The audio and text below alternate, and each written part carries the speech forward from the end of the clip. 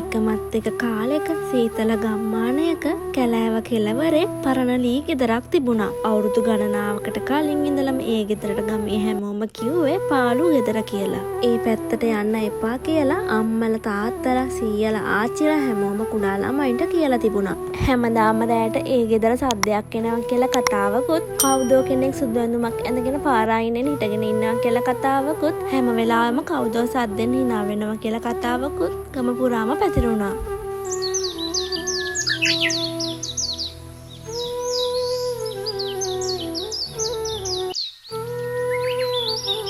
අම්මේ මොකක්ද අම්මා අර පාළු ගෙදරින් හැමදාම ඇහෙන සද්දේ? හා ඒව ගැන හොයනව නෙවෙයි. ඒ ගෙදර හොල්මනක් ඉන්නවා. හොල්මනක්? ඒ සතෙක්ගේ සද්දයක් වෙන්න බැරිද? නෑ. ඒ ගෙදර ඉස්සර මිනිස්සු ඉඳලා ඔක්කොම අය මැරිලා. ඒ ඇයි අම්මා? ඒ කාලේ ඉඳලා එන ශාපයක් ඕක. යන්නේ එහෙම නෑ ඒ පැත්තට.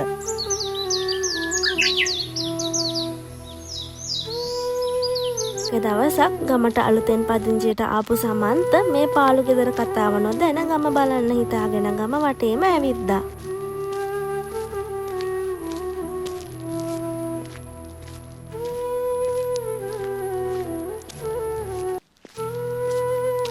නොදැනුවත්වම පාළු ගෙදර තියෙන පාරෙත් සමන්ත යද්දි සුදු ඇඳුමක් ඇඳගෙන ඉන්න කෙනෙක් සමන්ත දිහා බලාගෙන ඉන්නව සමන්ත දැක්කා. කවුද ඔතන? කොහෙද මේ යන්නේ? හා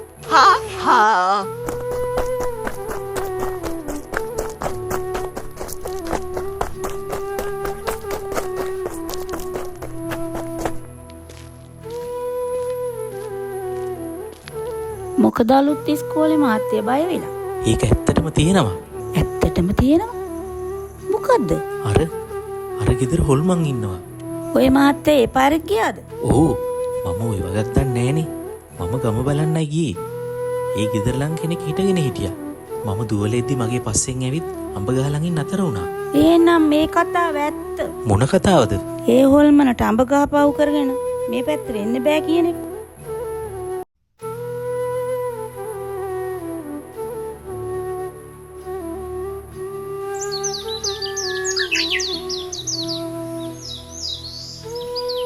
අම්මා අර හොල්මනට අඹ ගහ පහු කරගෙන එන්න බැරිද? බෑ කියනව නේද දුව? අපිට මේක හරිම අබිරහසක් නේද අම්මා? ඇත්තටම හොල්මන් ඉන්නවද? අපි ගිහින් බලමුද?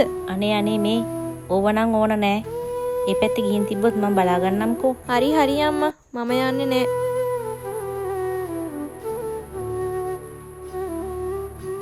ඉතින් සෙහන්ස කල්පනා කරේ කාටවත් නොකිය මේ පාළු ගෙදරට ගිහින් හොරෙන්ම ආපහු ගෙදර එන්නේ කොහොමද කියලා. සෙහන්සා දුව.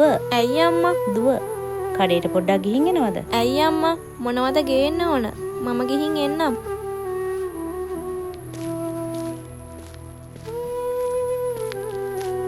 ඉතින් සෙහන්ස කඩේට ගිහින් එන ගමන් පාළු ගෙදරට යන්න තීරණය කරා.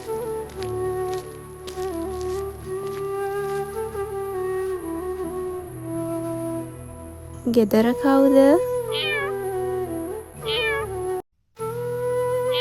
ඔයාද මේ ගෙදර ඉන්නේ පූසෝ? මේ ගෙදර කවුරුත් නෑ වගේ. ගමේ අය කියන්නේ බොරු. මම යනවා. අම්මෝ ඔයා කවුද? මය වෙන්න එපා. මම ඔයාට කිසිම හානියක් කරන්නේ නැහැ. ඔයා හොල්මනක්ද? ඔව් මම මේ ගෙදර ඉන්න කෙනා. මේ ගෙදර ඉන්න කෙනා? කවුද ඔයා? මගේ නම මාලනි. අවුරුදු ගානකට කලින් මේ ගෙදර මගේ පවුල එක්ක මම ජීවත් වුණා. මම ගමේ පාසලේ ගුරුවරියක්. ළමයිට ගොඩක් ආදරය කරා. මේ ගෙදර හරිම පිරිසිදුයි. සතුටින් පිරුණු තැනක්. එහෙනම් ඇයි ඔයා මෙහෙම ඉන්නේ? දවසක් මේ ගෙදර හදිසියෙම ගිනි ගත්තා. මම ළමයින්ව ගෙදර ගෙනත් පන්ති කරා. අපි ඔක්කොම ළමයින්ව බේරගන්න උත්සාහ කරා. අපි ඔක්කොම ළමයි බේරගත්තා. ඒත් මට මගේ ගෙදර අයට ජීවත් වෙන්න බැරි වුණා. ඉතින් සෙහන්ස මුකුත් නොකියම බොහොම දුකෙන් මේ කියන කතාව අහගෙන හිටියා. මගේ අන්තිම ආසාවක් තියෙනවා. මේ ගෙදර ආයෙමත් ළමයින්ගෙන් පුරවන්න. මට යන්න බැහැ ඒ ආසාව ඉටු නොවෙනකම්.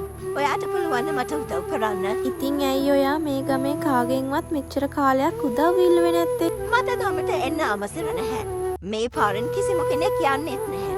මාව දකින්න හැමෝම බය වෙලා දුවනවා. මගේ ජීවිතේ බැඳෙන තැන මේ ගෙදර. මගේ ආශාව ඉෂ්ට වෙනකන් මට මෙතනින් යන්න බෑ. ඔයා මිනිස්සුන්ට හිරිහැර කරනව නේද? නැහැ. මම බලාගෙන ඉන්නේ මගේ කතාව කවුරු හරි අහයි කියලා.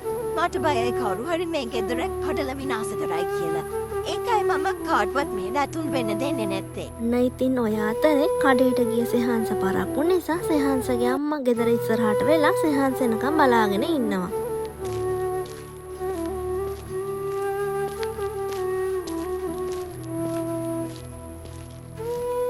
මොකද අක්කේ පාර බලාගෙන අනේ නංගි මේ කියලා කඩේට ගිහින් දැන් පැය භාගයකට වැඩි.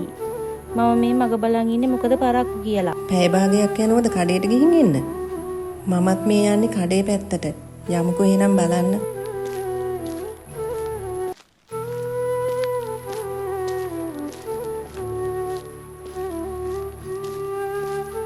මුදලාලි මැනිකෝ මොකද මේ පැත්තේ? අනේ නැන්දේ අපේ කෙල්ල සෙහන්සාවේ නැද්ද කඩේට? ආවා. දැන් ගොඩක් වෙලා බඩුත් තරන් ගියා. මොකක්? අනේ නැන්දේ තවම ගෙදර ආවේ නැහැ. මම මේ බලන් ඉන්න බැරි තැන ආවේ. මේ ළමයා කොහෙ ගිහින්ද? අනේ මගේ දුවේ ඔයා කොහෙද ඉන්නේ? අපි යමු පාළු ගෙදර පැත්තට. අම්මේ මම හොඳින්. මම කියලා තියෙනව නේද මේ පැත්තට එන්න එපා කියලා. ඇයි ආවේ? මොනවා හරි වුණා නම් එහෙම ගෙදර යමු. ඉතින් සෙහන්ස ගෙදර ගිහින් කල්පනා කරන්නේ කොහොමද මාළනීට උදව් කරන්න කියලා.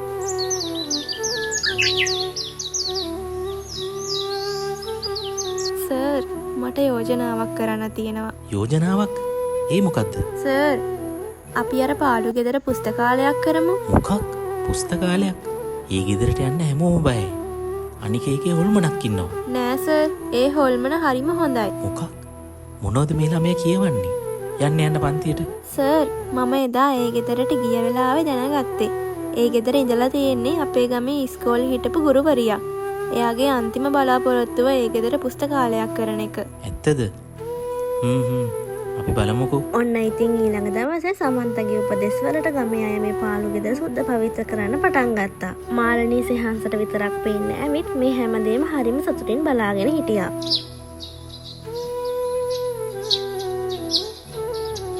මේක තමයි අපේ ගමේ ළමයින්ට අලුතෙන්ම හදපු ඉගෙන ගන්න තැන.